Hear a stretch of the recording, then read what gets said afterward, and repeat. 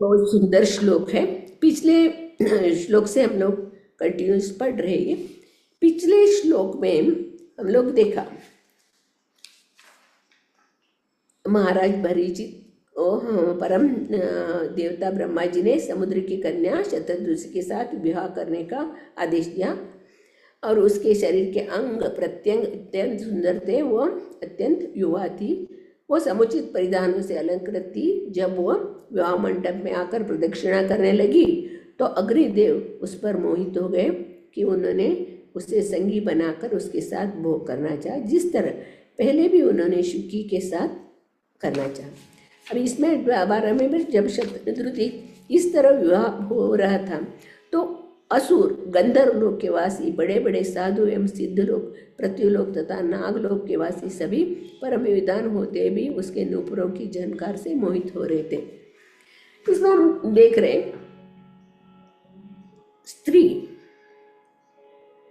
स्त्री का meaning, Sanskrit word स्त्री का मीनिंग क्या है? विस्तार करना। स्त्री यानी विस्तार करना। इधर बहुत सुंदर ढंग से स्त्री के बारे में बता रहे हैं। एक इधर तात्पर्य में प्रभुपाद जी बता रहे हैं ना, पहले वैदिक जमाने में लड़कियों का शादी कम उम्र में होता था, 6-7 बरस की उम्र में हो जाता था। फिर वो बाद में बड़े होने के बाद ससुराल आती थी। फिर जब भी उसको इधर बता रहे, जब भी वो बच्चे पैदा करती है तो अत्यंत सुंदर हो जाते थे। ऐसे तो माँ बने बिना औरतों का सौंदर्य पूरा नहीं हो जाता। बोलते हैं ना, माँ बनना स्त्री का पहला गुण है। वो इतना सुंदर इधर बता रहे। और इस संदर्भ में हम लोग देख रहे हैं जो विवाह चल रहा है, शतद्रुति का विवाह चल रहा है, उसमें कौन कौन उपस्थित है? असुर, गंधर्व लोक के वासी, बड़े बड़े साधु एवं सिद्ध लोग, पृथ्वीलोक तथा नागलोक के वासी सभी परम विद्वान होते भी उसके नूपुर की झनकार से इतने बड़े बड़े लोग उस विवाह सभा में उपस्थित थे और सिर्फ शतद्रुति के नूपुर की झंकार से इतने मोहित हो गए। इधर बता रहे पूरे ब्रह्मांड उसकी शतद्रुति के नूपुर के ध्वनि से मोहित हो गए थे। इस कथा से हम लोग यहाँ क्या समझ सकते हैं? जब भी सुखदेव गोस्वामी ने परीक्षित महाराज को भागवतम सुना रहे थे, परीक्षित महाराज की प्रश्न थी, अंत समय में किसका ध्यान करना चाहिए, किसके बारे में श्रवण करना चाहिए, उसके प्रश्न पूछा। तभी सुखदेव गोस्वामी बताते भगवान की लीला का कथा गान करना चाहिए। मगर सुखदेव गोस्वामी तो पूर्ण आत्म साक्षात्कार प्राप्त थे, इसके लिए उनको मालूम था। परीक्षित महाराज को जब एक कथा हो रहा था तभी उधर भी इससे भी ज्यादा लोग, पूरा ब्रह्मांड के ऋषि मुनि सिद्ध गंधर्व यक्ष नर सभी लोग उधर उपस्थित थे। सुखदेव गोस्वामी जानते थे अगर इनको सीधे भगवान का रूप लीला नाम गुण उनको बताएगा तो ये लोगों को समझ में नहीं आएगा, क्योंकि ये लोग क्या है, काम से भरा हुआ, इंद्रियों से भरा हुआ बैठे हुए। इसके लिए सुखदेव गोस्वामी क्या करते हैं, पहले एक जो षड रिपु है ना, काम क्रोध मद मोह मत्स्य मात्सर्य, जो शत्रु को पहले बाहर निकाल के, हमारे अंदर के 6 वैरी को बाहर निकाल के बाद में भगवान का लीला बता रहे। क्योंकि पहले ही उनको भगवान की लीला बताएगा तो उन लोग को समझ में नहीं आएगा। और भगवान लीला जो गोपियों के साथ रास नृत्य, 16,100 महारानियों के साथ दाम्पत्य जीवन, ये सब ये लोगों के मन में समझ में नहीं आएगा। इसके लिए सुखदेव गोस्वामी ने पहले ये सब जो स्त्रियों के वश में काम क्रोध लोभ मोह मद मात्सर्य का जो स्वभाव वाले सभी राजाओं का कहानी बता रहे। अभी इसमें हम लोग देख रहे हैं देवी देवता लोग भी कितने कामुक हो रहे थे। सिर्फ शतद्रुति की नूपुर की घुंघरू की आवाज से। इसे हम लोग समझ सकते हैं। स्त्री को वैदिक शास्त्र में इतना उसको गुप्त रूप से, यानी हम लोग देखते हैं ना, पहले जमाने में स्त्री को ऐसे रक्षा करते थे, उसको बाहर नहीं छोड़ेंगे, उसको किसी का नजर नहीं लेता। अभी बड़े बड़े हम लोग देवहूति के जीवन पढ़े, बड़े बड़े ऋषि मुनि और ऋषि मुनियों का पत्नियों का हम लोग जब जीवन चरित्र पढ़े तभी मालूम पड़ता है। और राजकन्या होकर महल से बाहर नहीं गई है, क्यों इसको इस तरह रक्षा करते थे? क्योंकि स्त्री एक अमूल्य निधि है। ये दूसरों के घर में जाके उसको क्या कर रहा है, उसको घर को पूरा उजारा करने वाले और उधर अच्छे संस्कार से अपने परिवार, पूरा परिवार को शुद्ध भक्त बना सकती है। ऐसे ही स्त्री को कोई उसको ये नहीं करना चाहिए, उसको क्या किडनैप नहीं करना चाहिए। इसके वजह से वो लोग इतने सुरक्षिता से स्त्री का, अपने बच्चों का पालन करते थे। अभी से हम देखते हैं ना, क्योंकि ये अमूल्य निधि है, स्त्री है ना, अमूल्य निधि है। जिस तरह हम लोग, हमारा देश का प्रधानमंत्री है, इतना हमारे लिए सबसे श्रेष्ठ प्रधानमंत्री मोदी, वो भी किधर घर से बाहर जाना है तो उसके साथ सब लोग कौन रहते हैं?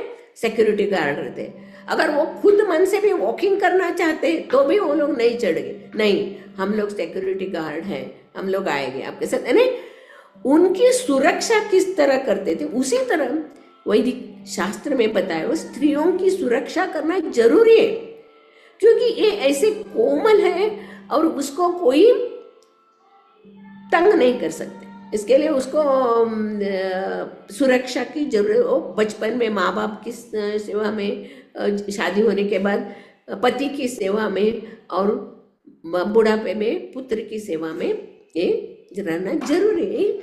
ये उसका एक कवच है, रक्षा कवच है स्त्री का, उसी के अंदर वो रह सकते। अभी हम लोग देख रहे कलयुग में स्त्री और पुरुष दोनों समान। इधर बता रहे स्त्री को, ये बता रहे माया रूपा बता रहे, स्त्री है ना माया रूपा।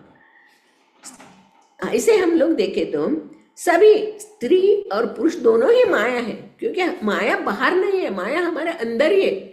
जो इच्छा, भोगने की इच्छा, लालसा, वही माया है। स्त्री के ऊपर हम लोग ये नहीं कर सकते, क्योंकि स्त्री का स्वभाव ऐसा है, उसका नेचर ऐसा है, वो कोमल स्वभाव वाली। और स्त्री और पुरुष प्रकृति द्वारा दिया गया हो शरीर। कैसे हम लोग भगवत गीता में भगवान बता रहे, यम यम वापि स्मरण भावम त्यजन तन्ते कलेवर। मरते वक्त हम लोगों ने क्या सोचा था, क्या एक स्मरण करे थे, उसी तरह अगला जीवन मिलता है। वैसे कोई अपने पति का इस ध्यान करते होगी, जो एक बार पति है तो पत्नी का याद करता होगा, उसको इसके लिए उसको स्त्री पुरुष, पिछले जन्म में पुरुष थे वो ये जन्म में स्त्री बनते, पिछले जन्म में स्त्री थे ये जन्म में पुरुष बनते। ये तो प्रकृति का नियंत्रण में चलता है, हमारे कर्म के अनुसार, हमारे पिछले जन्म का कर्म के अनुसार ये शरीर मिलता है। और पुरुष का शरीर और स्त्री का शरीर अंतर है, क्योंकि जीव परमात्मा सभी के अंदर से समान है, मगर शरीर रचना स्त्री हमेशा कोमल रहेगी और तुरंत भक्ति में लग जाएगी, मातृ स्वरूप है। हम लोग देखते हैं ना, हमारे साउथ में बहुत स्त्रियों का मान सम्मान करते, जो बच्ची है तो उसको भी कुमारिका करके उसकी पूजा करेंगे, शादीशुदा है उसको भी सुहागन करके पूजा करेंगे। यानी घर में जो संतुष्ट गृहिणी रहती है, संतुष्ट गृहिणी वो घर की लक्ष्मी है। ऐसे ही जो घर में स्त्री हंसी खुशी से रहते हैं, उनके घर में धन धान्य संपत्ति सब भरा हुआ, ऐसा शास्त्र का नियम है। संतुष्ट गृहिणी घर की लक्ष्मी, और उसका नेचर ही ऐसा है, वो कोमल स्वभाव वाली, ज्यादा कठिन काम नहीं कर सकती। पुरुष का शरीर ऐसा बनाया हुआ, वो उनका मन कठोर रहता है, वो तुरंत पिघलते नहीं, वो कठोर रहते हैं। बाहर जाके वो लोग मेहनत करेंगे, कमाएंगे, करके लाके स्त्री को देते हैं, वो स्त्री घर परिवार को संभालती है, जो नियम है। और प्रकृति ने स्त्री पुरुष को क्यों बनाया? एक दूसरे एक आकर्षण में बंधे रहने का। इसके लिए प्रकृति ने स्त्री पुरुष का रचना की, क्योंकि वो एक दूसरे का आकर्षण से बंधे रहे। अभी हम लोग धीरे धीरे धीरे जो वैदिक नियम का जो था पालन, वो हम लोग धीरे धीरे धीरे धीरे वो क्या हो रहा है, नष्ट हो रहा है। और बोल रहे ना प्रभुपाद जी स्त्रियों को ऐसे कैसे बोल रहे, स्त्रियों के बारे में ऐसे कैसे, मतलब प्रभुपाद जी ने सत्य को उजागर कर दिया। भागवतम में जो वैदिक शास्त्र में जो सत्य है उसी को उन्होंने उजागर किया। स्त्रियां इन्हें इतनी महान रहती है, उसकी हर एक कार्य जो अभी बोलते हैं ना, एक बहुत आगे बढ़ा हुआ जो बोलते ना, कोई महान व्यक्ति है तो उसके पीछे स्त्री का हाथ है। वो महान बनने कैसे महान बना? क्योंकि उसके पीछे स्त्री का हाथ है, इसके वजह से वो महान बना। और ये घर में स्त्री शुद्ध भक्त बन के आती है तो घर परिवार को संभालती है, तो पूरे घर परिवार को भगवान का शुद्ध भक्त बना सकते हैं। वो एक अपने बच्चों को भी भक्ति में आगे रखे, पूरा घर संसार को शुद्ध भक्त बना सकती है। पुरुष का क्या रहता है, वो लोग कठिन स्वभाव वाले, तुरंत पिघलेंगे नहीं वो लोग। अपने आप को पुरुष, हम लोग पुरुष है, हम लोग क्यों झुकेंगे, हम लोग पुरुष है करके उनके अंदर स्वाभिमान रहते हैं। स्त्रियां हम्बल रहती, वैदिक शास्त्र में। और हम लोग जब 1950 से देखे तो स्त्रियों का नेचर अलग ही था। कितना वो घर गृहस्थी में संतुष्ट रहती थी, अपने बच्चों को ये करने में, बच्चों का देखभाल, पति के देखभाल, वो संतुष्ट रहती थी। मगर आज क्या हुआ है, इतनी इंद्रिय तृप्ति बढ़ गया, भोगने की इच्छा इतना बढ़ गई है, जो है वो कम हो रहा है। इसके लिए दोनों पति पत्नी दोनों काम कर रहे हैं और इतना संघर्ष हो रहा है। वो बोलते हैं मैं तुमसे भी ज्यादा कमाती हूँ, मैं क्यों तुम्हें झुकने का। वो बोलते हैं तुम स्त्री हो, तुम करना ही चाहिए। ऐसे दोनों के बीच में झगड़ा हो रहा है। हाँ? ऐसे देखे तो हमेशा हम लोग देखना चाहिए, स्त्री और पुरुष दोनों कौन है, प्रकृति के देन है, भगवान के, प्रकृति के अंडर है, हम लोग प्रकृति के नीचे है। भगवान एक ही पुरुष है, हम लोग सब स्त्री है, प्रकृति। ये हम लोग समझते नहीं, हम लोग अपने अपने हक के लिए झगड़ा करते। हम लोग स्त्री बोलते हैं अपने आप को श्रेष्ठ है, पुरुष बोलते हैं अपने। अगर हमारा जीवन का लक्ष्य क्या है, जीवन का लक्ष्य है भगवत प्राप्ति करना, भगवत भक्ति प्राप्त करना और भगवत धाम जाने का। ये जीवन का लक्ष्य किसी को मालूम नहीं। अब ये इधर सुखदेव गोस्वामी ने ऐसे ऐसे महान राजाओं की कहानी बताई। आगे जाके हम लोग भर्तृहरि का भी एक कहानी आएगा। भर्तृहरि करके बहुत बड़ा राजा था, वो इतना महान राजा था और उसकी पत्नी बहुत सुंदर थी।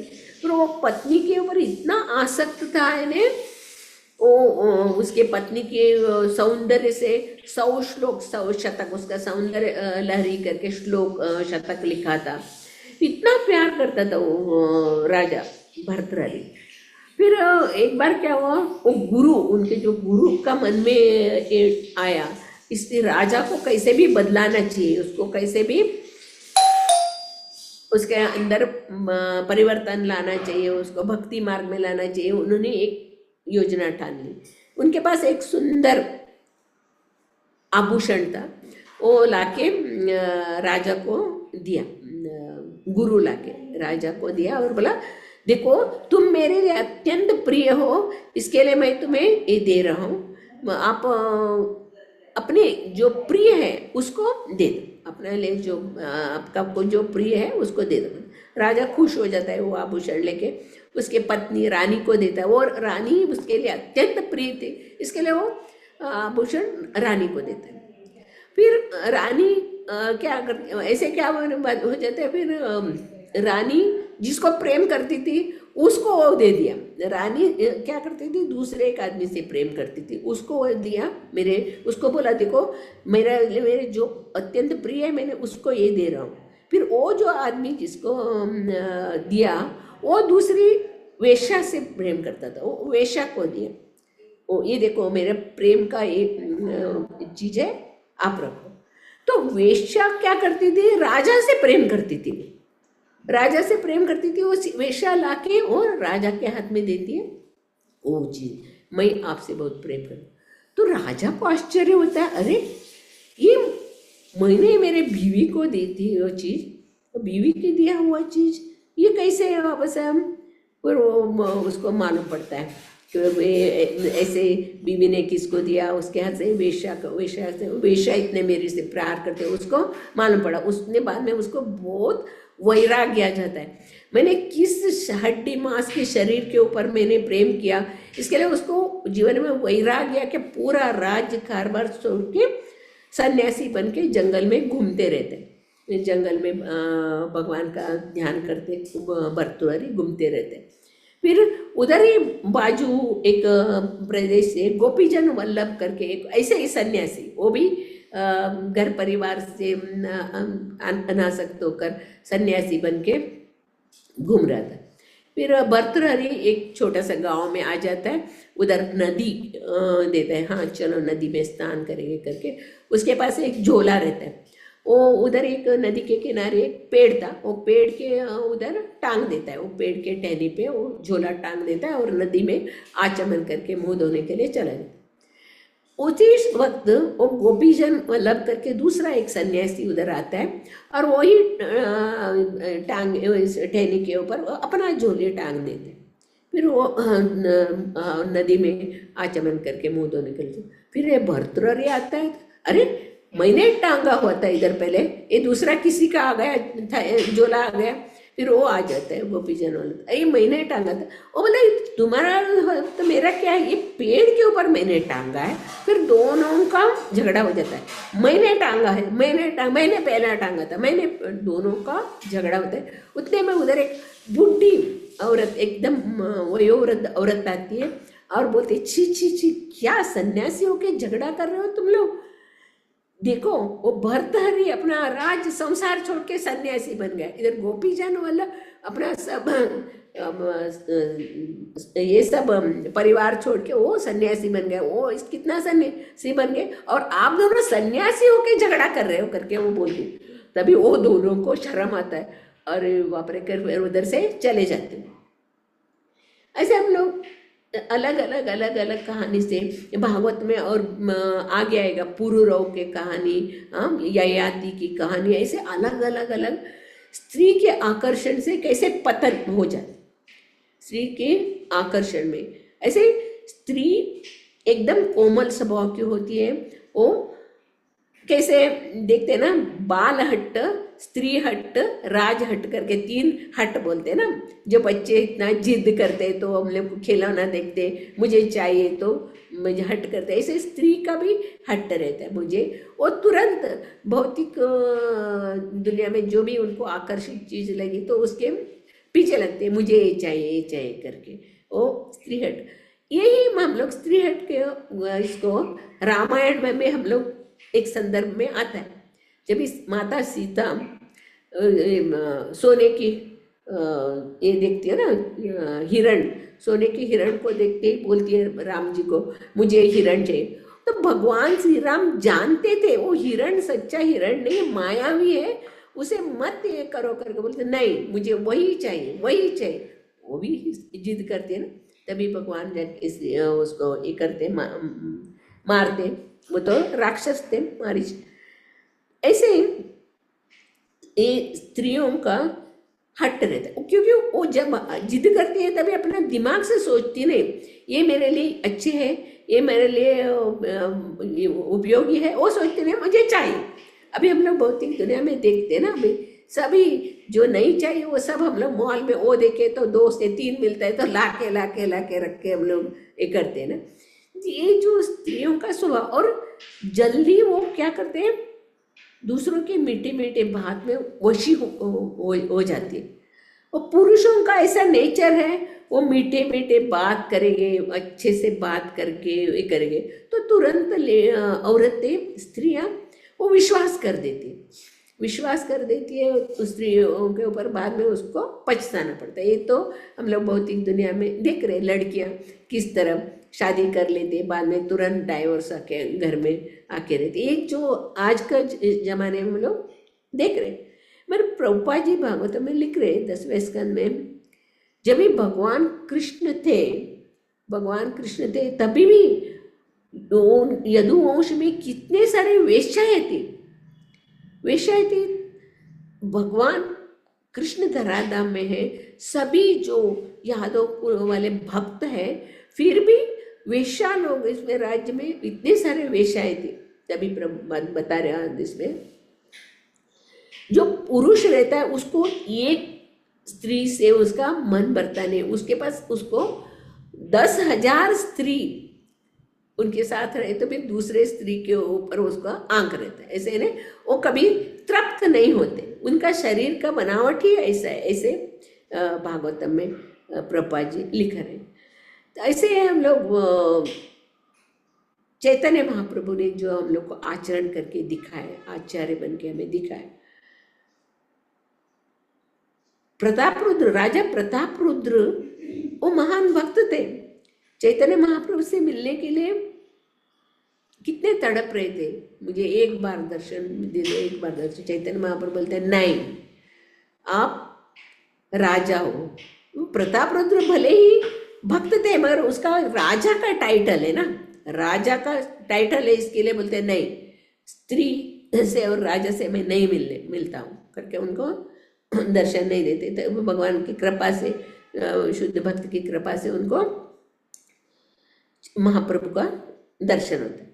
चैतन्य महाप्रभु सन्यासियों को इतना स्ट्रिक्ट कड़क नियम बताए थे, स्त्रियों के संग नहीं करना चाहिए। वो छोटा हरिदास का भी हम लोग कहानी जानते ना, उन्हें भिक्षा मांगी, वो किसके लिए, महाप्रभु के लिए अच्छा चावल मांगे, महाप्रभु जी को भोग पर लगाने का अच्छा चावल दे दो। ये अच्छा चावल उसने, छोटा हरिदास ने मांगा, इसके लिए उनको अपने मंडल से निकाल दिया उनको। वो इतना तड़प रहा था, बाद में उन्होंने अपने आप का आत्महत्या कर दिया। वो बोले चैतन्य महाप्रभु अच्छा हुआ, क्योंकि उन्होंने इतना स्ट्रिक्ट किया था, स्त्रियों का सामने जाने का नहीं, स्त्रियों का संग नहीं करने चाहिए। भले ये क्यों शास्त्र में दिया हुआ है, जो भी भगवत धाम जाने का इच्छुक है, भगवत धाम जाने का इच्छुक है, उसको ये स्त्री इंद्रिय तृप्ति का सब जो छोड़ेगा तो ही वो भगवत धाम जा सकेगा। इस शास्त्र का लिखित है, और ये कहानी के द्वारा हम लोग समझ सकते। जिस तरह एक पुरुष अपने घर गृहस्थी में रह के जिस तरह भगवान का भक्ति कर सकता है और पूरे परिवार को भगवत धाम ले सकता है, मगर कलयुग में बहुत कठिन है। कलयुग के जीव काम के ऊपर ही, काम के आधार पर ही खड़ा है कलयुग। अर्जुन भी पूछते हैं ना, भगवान से पूछते हैं, भगवान कृष्ण हम लोग न इच्छा करने पर भी हम लोग वो काम करते, क्यों ऐसे हो जाते हैं? हमारे इच्छा नहीं रहता है, हमारे मन में इच्छा नहीं रहता है, फिर भी हम लोग वो कर देते। तब भगवान बोलते काम ऐसा क्रोध ऐसा रजोगुण समुद्भव। काम जो है ना, ये काम वासना के कारण हम लोग ऐसे कर देते। एक ऐसा होता है रजोगुण के कारण, रजोगुण के संपर्क में आने से हम लोग अंदर काम की भावना आ जाती। काम नहीं पूरा हुआ तो गुस्सा आता है, गुस्सा आता है, क्या होता है, हमारे गुस्से के कारण हमारा स्मृति बुद्धि नष्ट हो जाता है और हम लोग नरक में जाते हैं। भगवत गीता में भगवान बताए काम का वासस्थान कहाँ कहाँ है। एक मन में है, हृदय में है, मन में है और इंद्रियों में काम का वासस्थान। कहाँ है करके भगवान अर्जुन को बोलते, ये देखो हमारा पांचों इंद्रिया इतने प्रबल है, अगर इसमें से 4 इंद्रियों को मैंने वश में कर लिया, एक को छोड़ दिया, तो वो हमें कहाँ से कहाँ लेके जाके फेंक दे। इसका हम लोग उदाहरण इधर प्रभुपाद जी ने बताया ना, विश्वामित्र ऋषि 60,000 बरस तक, 60,000 बरस तक उन्होंने तपस्या करते, 60,000 बरस तक आंख बंद करके तपस्या करते।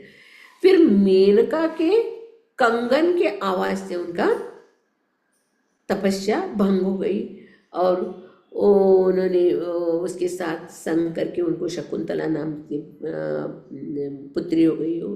तभी वो पश्चाताप हो जाता है उनको, अरे मैंने ऐसा क्या किया, ऐसा कितना गलत काम किया। फिर वो वशिष्ठ जी के पास जाते, उधर भी उनको शाप मिलके वापस दोबारा उनका पतन होता है। फिर बाद में वो सन्यासी बन जाते, सन्यास आश्रम में जाते, सन्यासी बन जाते।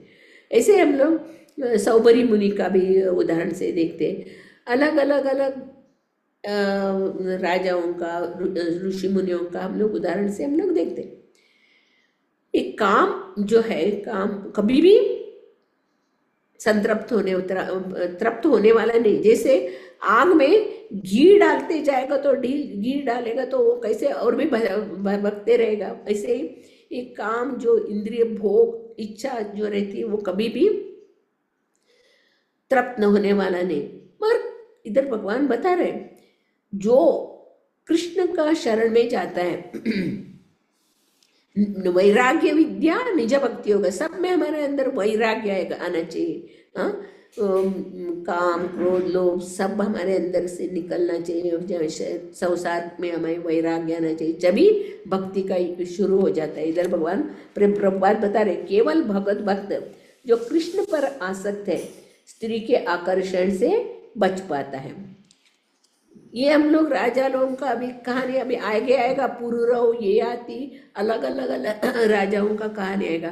फिर अम्बरीश महाराज का भी कहानी आएगा, अम्बरीश महाराज ने कैसे उन्होंने दुर्वासा का शाप को सहन किया उन्होंने, वो भी आगे कथा आएगा। क्योंकि ये हम लोगों को हमारे अंदर जो काम क्रोध जो है उसको नष्ट करने के हम लोग को हमारे अंदर भगवान की कथा अंदर जाना चाहिए। अंदर हम लोग जाने के बाद, भगवान का कथा का श्रवण होने के बाद हमारे अंदर ऐसे भक्ति उमड़ना चाहिए, तो हमें भगवत धाम जाने के लिए आसान हो जाएगा।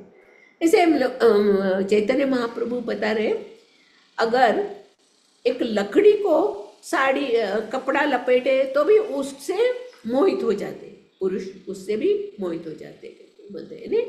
स्त्री के प्रति आकर्षण इतना प्रबल होता है, उनका कंगन का आवाज, उनका नूपुर का आवाज, उनका साड़ी, वो देखने मात्र से मोहित हो जाता है। ऐसे चैतन्य महाप्रभु हम लोग को शिक्षा देते स्त्रियों के संग से दूर रहना चाहिए। अगर भगवान के धाम जाना चाहिए, अपना जीवन सार्थक करना चाहते, उनको स्त्री से दूर रहना चाहिए। ऐसे में एक लेक्चर में सुनी थी, पाश्चात्य देश में एक लड़की डेवोटी थी, भक्त थी। वो एक बड़े ऑफिस में, बड़े पोस्ट में थी, जॉब करती थी, बड़े पोस्ट में थी और बहुत सुंदर थी लड़की, और इतना मैनेजर के पोस्ट में थी। तो उसका शादी, डेवोटी के साथ ही शादी हुआ, उसका डेवोटी के साथ शादी हुआ। तो शादी में रिसेप्शन में ऑफिस वाले अपने ऑफिस वालों को सबको बुलाई थी, उन्हें शादी में आए करके बुलाई थी। तब उसके वो हेड बॉस और सब लोग गए थे, शादी में गए थे।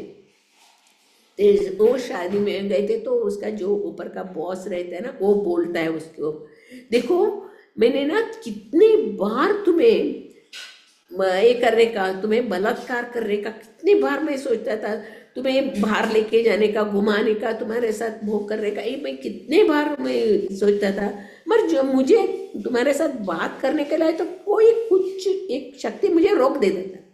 सिर्फ ऑफिस का काम के बारे में बात करके उसके अलावा कुछ बात करने को ही नहीं होता था। मुझे ऐसा एक शक्ति, मुझे ऐसा ये करता था, आपको कुछ छूने का नहीं, आपको ये करने का ये प्रयास ही नहीं कर सकता। इससे हम लोग देख सकते हरि नाम जो है, हरि नाम इतना महत्वपूर्ण है, हमें हर क्षण हमें बचाता है। अगर स्त्री होने दो, पुरुष होने दो, मतलब ये हम लोग समझना चाहिए, हरिनाम के अलावा हमें कोई रक्षा करने वाले नहीं है।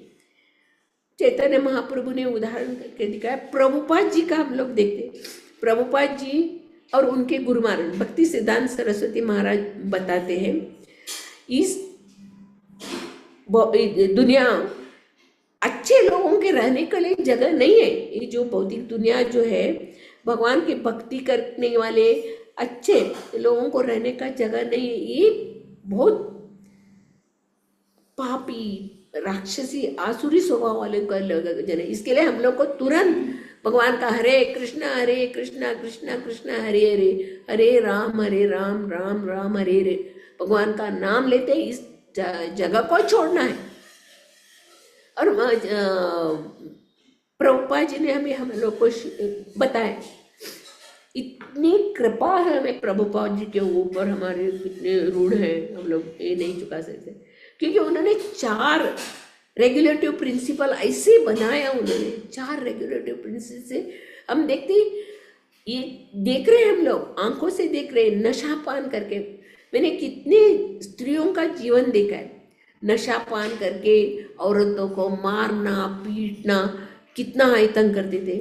और मांसाहार करके दया नहीं है।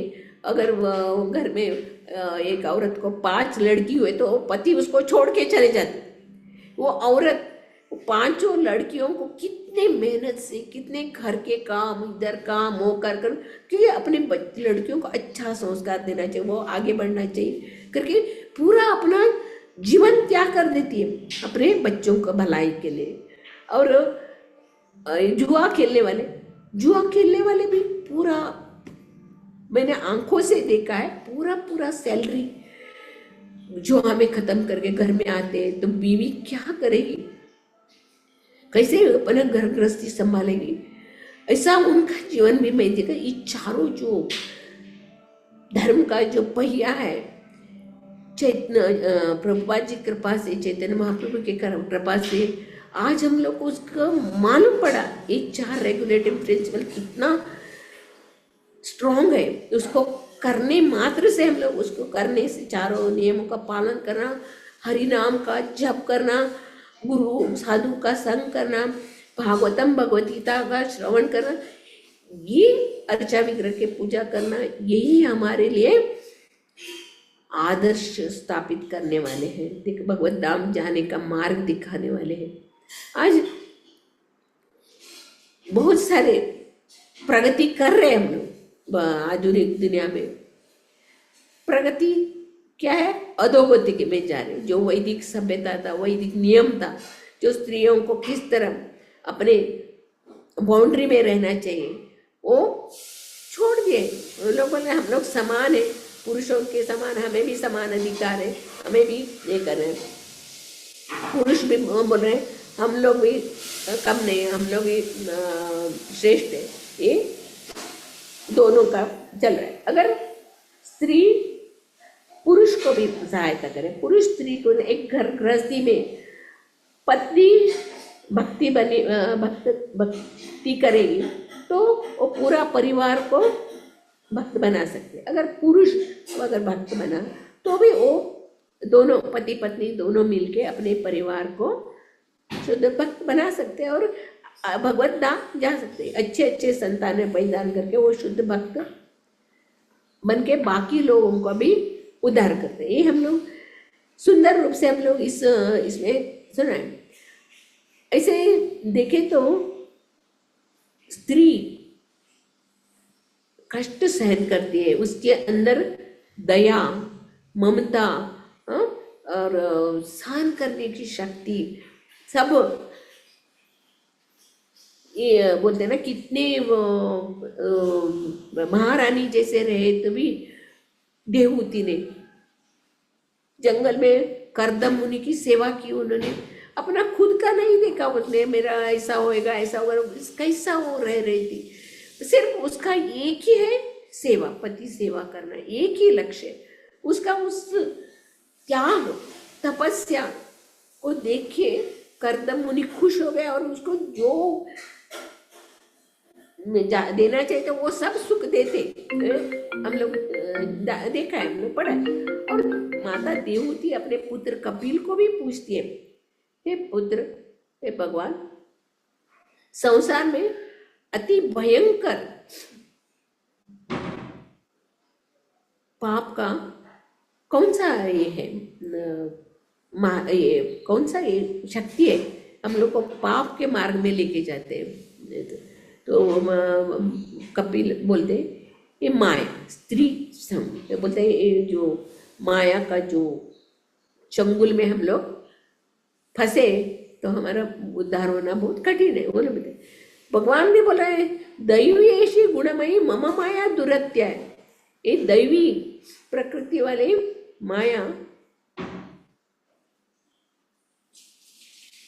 देवी प्रकृति वाले माया को पार करना बहुत कठिन है। देवी प्रकृति वाले अगर जो मेरे शरण में आता है तो आसानी से इस भौतिक प्रकृति को लांग के मेरे धाम में आ जाते हैं।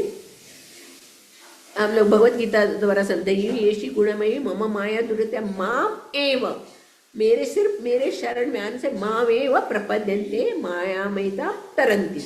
ये माया से हम लोग पार हो सकते हैं। माया स्त्री भी नहीं है, माया पुरुष भी नहीं है। माया हमारे अंदर जो भोगने की इच्छा है वो माया है।